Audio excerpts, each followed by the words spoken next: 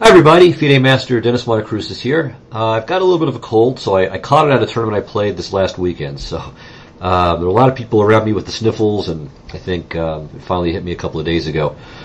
So anyway, please bear with me if my voice is a little bit goofed up, and I occasionally sniff or cough a little bit. So I ask your forbearance there.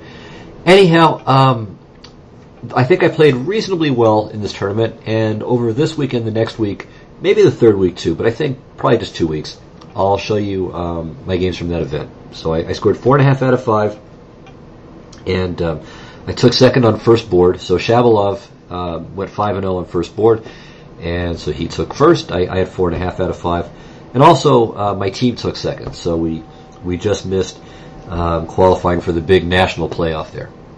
Oh well. Anyway, let me start here. So I had black in round 1, and my opponent's about a 1900, and I played the Schliemann. And to my surprise, and I'm always surprised when this happens, he really was unfamiliar with the opening, and he started thinking already at this point, and played d4, which is one of the moves. Of course, d3 and especially knight to c3 are the main moves, but d4 is an important move as well, at least in conjunction with the well-known piece sacrifice. And while I say well-known, maybe it's not as well-known as it ought to be, at least for white players. So that the piece sac goes like this: knight c3, takes, knight e4, d5, takes, and knight f6. And I covered this in much more detail in the episode of the Quick Rui series, or in one of the episodes of the Quick Rui series devoted to the Schliemann. There were several. So that's the crucial line with d4. Bishop to e2 is actually a surprisingly interesting move. Yuri Lapshin played this against me a couple of times in rapid games over a decade ago, and won both games. And while maybe from a theoretical standpoint it's not completely clear, it's dangerous. It's not that easy for black to meet this. So this check is the point of bishop to e2, when if g6, then white has bishop to c3. So that's the big idea there. So king to d8. But this isn't entirely clear. I mean, white castles or plays bishop c3 or even c4 to try to discourage or at least be well prepared against d5. And yeah, black's up a pawn, and he's got this nice looking center, or what looks like it's going to become a nice looking center. But there are these gaps on the dark squares, and white does manage to get pretty fair play. Maybe not 100% full compensation, but it's a challenging position. It's not a trivial task at all to try to convert this extra pawn. But my opponent played bishop to c4, which I think isn't really isn't as good as either the piece sacrifice or the bishop to e2 retreat. So I grab the pawn, and here, if he doesn't take on g8, I think I just play knight f6 or d5, one after the other, and should stand very well. So he took, hoping I suppose for queen g2. And this isn't very good, because he checks on d5, and here I think black has nothing better than a perpetual. So that's not really good. So rook takes g8, knight to d2, again hoping for queen g2, when once again queen to h5 check will be a fair rejoinder. If I play queen g6, he trades and plays knight takes e4. That's actually not that bad for me, but I didn't see any real reason to give up that e4 pawn. And if I play g6, okay, here I don't think queen h7 was what I was worried about. So queen h7, queen h1, king e2, queen a1, queen g8. I don't think he's mating me, although even that might be a little bit dangerous. So I don't know that we really need to look at this so much, but my queen's completely out of play. And well, I'm not sure how serious queen g6 is. Maybe bishop to f6 could be played next. I mean, that might be annoying. Anyway, maybe there's some counterplay here, but in any case, I mean, he could just play instead queen to e5 check, which is, I think, simpler and more worrisome. King to d8, and now, if nothing else, just castling queenside. And here, I don't believe in white's position or black's position at all. I mean, this is just insane for me to do this. So I played d5. Okay, now he plays queen to g2, maybe hoping a third time to get away with sacrificing the g pawn. But this time I do take, because after castles, I have bishop to g4, and this is what happened clearly he had overlooked this, and he didn't resign. He played on for quite a while, and it took me some time to consolidate and to make the position just 100% clear. But nevertheless, Black is winning at this point, and I never let him off the hook. So he was able to, again, keep some hopes alive for a while, but ultimately it's just too much material. Okay, so let's go now to Game 3. So we'll come back to Game 2 here shortly and spend more time on that. But Game 3 was the draw. This is against Nolan Hendrickson, who's a young master. And I just want to look at one position from the game. So it's here. White has just played bishop to e3. And here Black has quite a few possibilities open to him. So you might want to try to work through this on your own first before I show you my analysis. So first, come up with some candidate moves and then try to work through them one at a time. Okay, well, first of all, the move that I played in the game, bishop to b6, I think is a decent move, after which White's just maybe a little bit better. Or to put it a different way, Black has some compensation for the pawn. Maybe not full compensation, but near enough, and the game was drawn fairly shortly after this. A move the computer likes, although it didn't really strike my fancy during the game, was to swap. But it makes sense. I mean, by devaluing White's, by exchanging and doubling the pawns, it devalues White's pawn majority, which would make it harder for him to convert. So it's kind of a way of going for the draw in the long run. I don't know that I really like it, as I said, but it makes some sense. White's a bit better here too. The most interesting move, I think, is bishop to g4. If bishop to h3, okay, this move is not really so serious because of knight h4. So that's, I think, no big deal. But the interesting move is bishop to g4. And now White has two options. The obvious move is the best move. Bishop takes c5. Now, if d takes c5, knight e5 is quite unpleasant, but I can play knight to d7 here. So takes, knight b to d2. And I think White is okay. I think White is pretty close to winning. One problem is that if I try something like rook takes f3, knight f3, rook to f8, White simply plays knight to h4, and Black is just done here. This is over. I suppose we can consider for a moment queen to h5. Well, but then just h3. And unless there's some miracle with bishop h3, which is pretty unbelievable, White must just be winning here. In fact, probably if nothing else, White could play the kind of safety first knight to h2 here, so giving him an extra tempo for the defense. And I mean, Black could trade queens, but then he's just down the exchange for absolutely nothing, an exchange and a pawn. So this is hopeless as well. So White's got a pretty serious edge here. Black can keep fighting. You can maybe try for knight f6, knight h5 kinds of ideas, but ultimately it's not enough for two pawns. It's maybe enough for one pawn, but not two. All right, so that's bishop takes c5. But the interesting thing is, what about knight takes e5? So this is kind of interesting because it looks like it grabs a second pawn. If d takes e5, then bishop c5 check, king f7, f3, and White is just winning here. He's up two pawns. He's not winning further material, because if bishop to h3, White can play because he can play bishop to h3, threatening mate, and that gives him time to save everybody. But still, his position's lousy here. Black's is. But instead of that, there's queen to h5.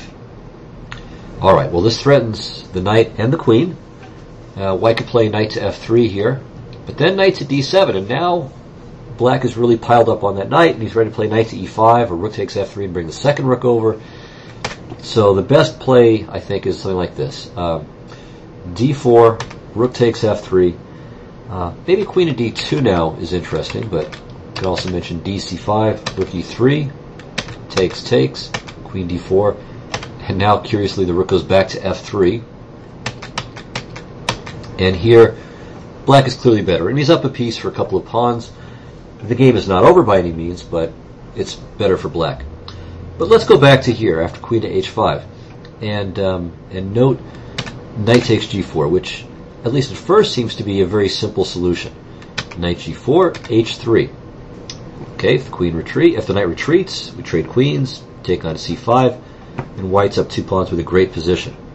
But black plays bishop takes e3.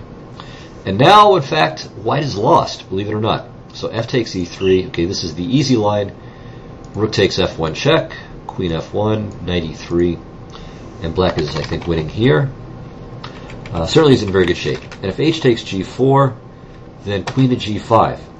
The threat is rook takes f2, and there's no good defense to this except for taking the bishop.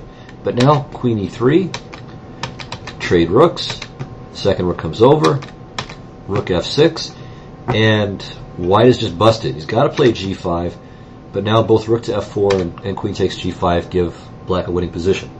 Okay, the threat is to play rook h6, followed by queen to e3, followed by rook h1 mate.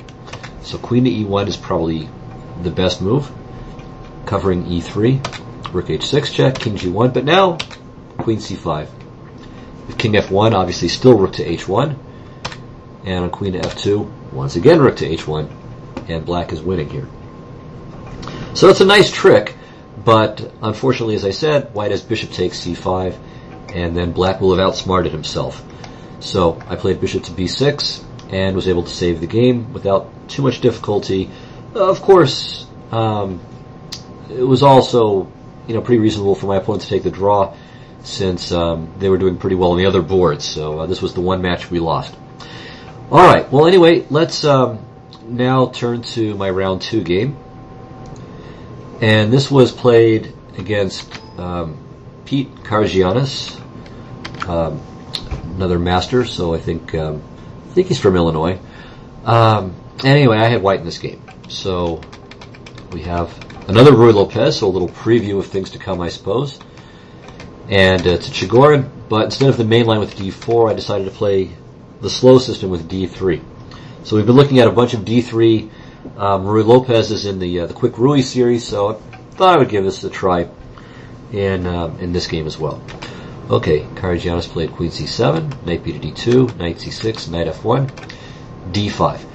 Okay, so black has achieved this thrust in the center, but it doesn't necessarily mean that he's got immediate equality, although I think black is okay here. Here, knight to e3 is certainly a reasonable move. I considered this, also a4, but I decided to play bishop to g5, kind of trying to fight for the d5 square.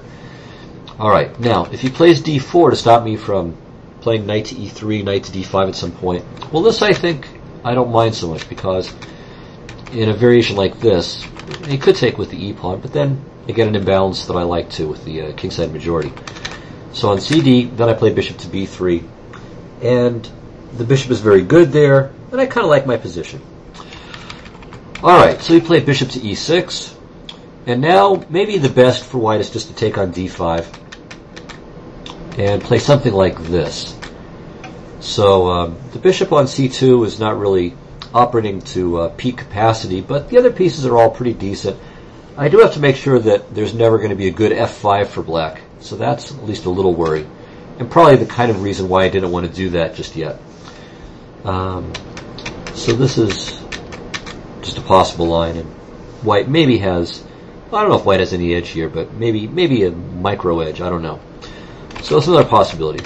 So I took, and so you can see I'm going for this kind of d5 domination. It would be better if I had a pawn on e4. That would make things a lot nicer, but this is okay too. Alright, he played rook f to e8, and here I could have played knight to d5, but I really wanted to end up with a good knight versus bad bishop rather than the opposite colored bishop scenario. But maybe objectively this is best. Knight to d5, takes, rook a to d8, bishop e4, and it feels insecure for the bishop there. I always have to worry about g6 and f5, but that's a few moves away. And here after queen c2 or even a4, white maybe has a very small edge. Alright, well instead I played knight to d2, preparing knight to e4 and also clearing the way for my queen to maybe go over to the king side somewhere. So he played rook a to d8, and now maybe queen to e2 is worth considering, but I traded first. Okay, and now here's an interesting question for you guys. Should white play queen to f3? Why or why not? So take your time on that one. So is queen to f3 a good move for white or not? Well, it looks like it has a nice trap. So I thought about this, and the idea was rook takes d3 and then knight to d5. Very sneaky. So if he plays rook takes f3, I play knight c7, and I'm hitting both of his rooks. And rook e7, well, I mean, it doesn't matter. I can just take, or I can play knight to d5. Either way. But the problem is he has rook takes d5. Oops. Queen d5, rook d6. Nasty little skewer there. So that means that the knight to d5 trap is bad. But queen f3 is possible because after knight to e4, white has very good compensation. So the knights are excellent. I'm hitting c5. I'm ready to fight for the d file. And like I said, I think white has full compensation for the pawn here. So this could have been played. Alright, well in the game I played queen to e2, bishop e7, rook e to d1, queen d7. And here I made an inaccuracy. I played knight to e4. I was aware of what he could do and what he should have done, but I didn't think it was that bad. But maybe I should have played a4, just sacrificing the pawn. So again, very similar to the line before, although the queens are traded off here. But still, white's knights are very, very good.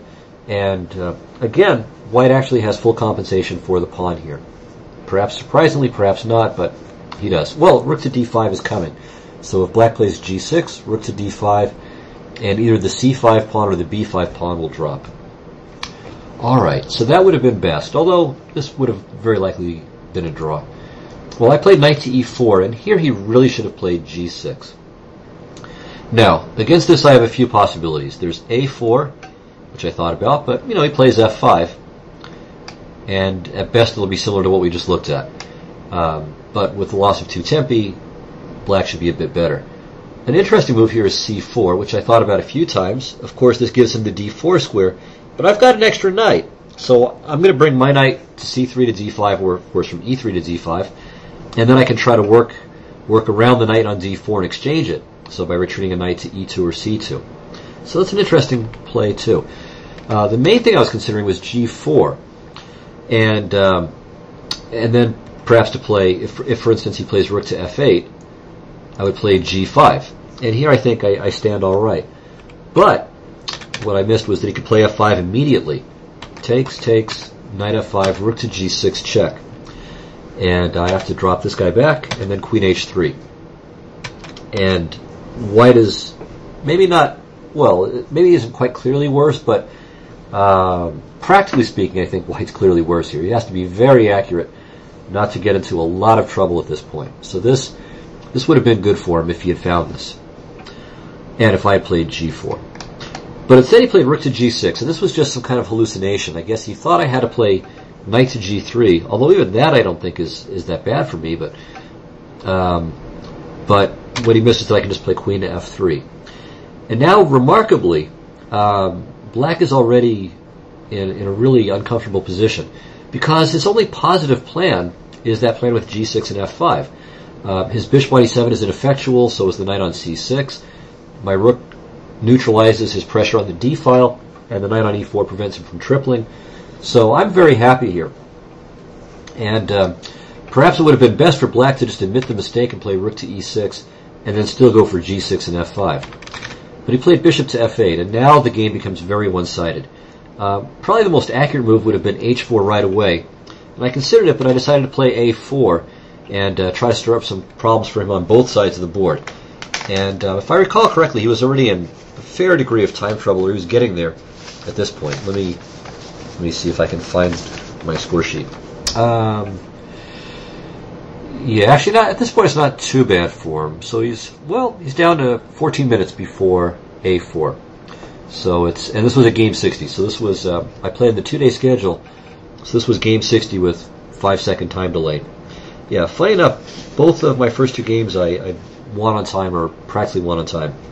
So the first game, the guy was down to just a few seconds left when he resigned, and blundered in time trouble there. In this game, I actually do win on time, although the clock was not the least. It was not the biggest worry, or the only worry he had. Anyway, after a4, he played b takes a4, and now I play h4. I don't want to play rook takes a4, of course, because he has knight to d4. But, nevertheless, his queen's hitting the rook and knight's hitting the queen. But nevertheless, I mean, I'm not exactly terrified by his queenside structure. So I played h4, preparing h5, then he's got to worry about h6 in some cases. So he played knight a5, I played h5, and here he really needed to play rook to b6. He's worse, and his position is very difficult to play, but it's his only chance. Instead he played rook to e6, and now the rest of the way I just torture him, poor guy. And again, time trouble didn't help him a bit. So from here I played queen to g4, and so now I'm kind of at least suggesting knight f6 check possibilities. Like if he played rook to b8, this would lose on the spot to knight f6 check, taking advantage of the two pins. So that's obviously very bad. But he played knight to b3. He missed a second little trick that I had, which was rook takes a4. So I'm able to settle scores over on the queen side. The point being that queen takes a4 allows knight f6 check, and then I pick up the queen along the fourth rank. So he played g6, but now there's this beautiful gap on f6. So I'm very, very happy here. All right, well, I played rook to a3, threatening the knight. Of course, f5 is no good because of knight takes f5. Yeah, by the way, note the patterns with my knights. They keep finding these neat ways of rearranging themselves, but kind of sticking together and causing them all kinds of trouble. So he plays queen to b7, and now another little tricky move. I play queen f3, threatening knight to f6 check. So he goes back out of the way, but now knight to g5.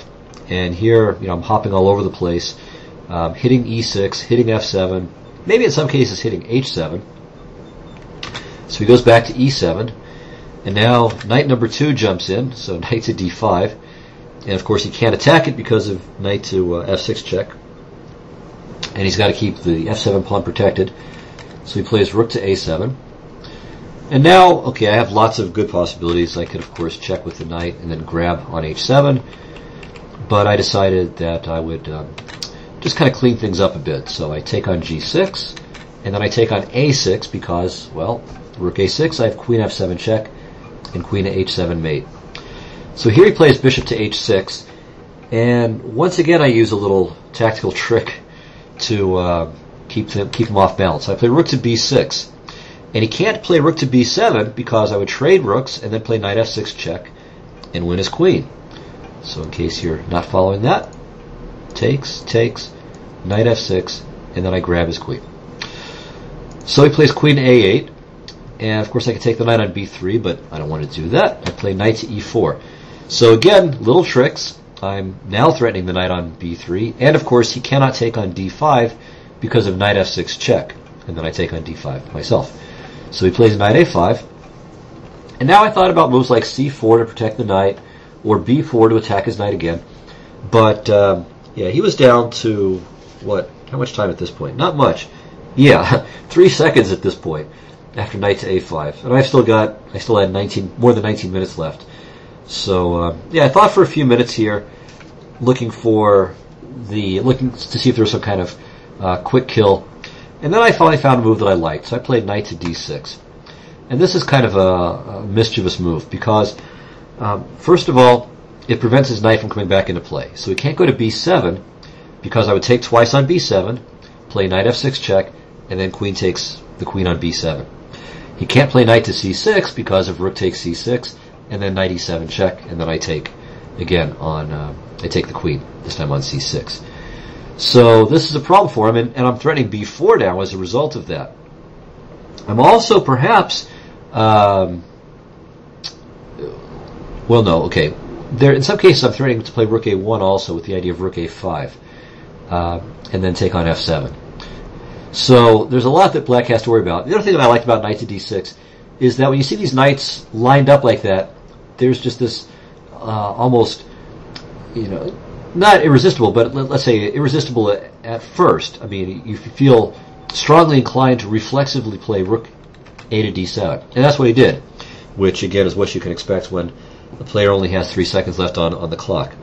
And of course I played knight f6 check. Here he used 1 more second to play king to g7.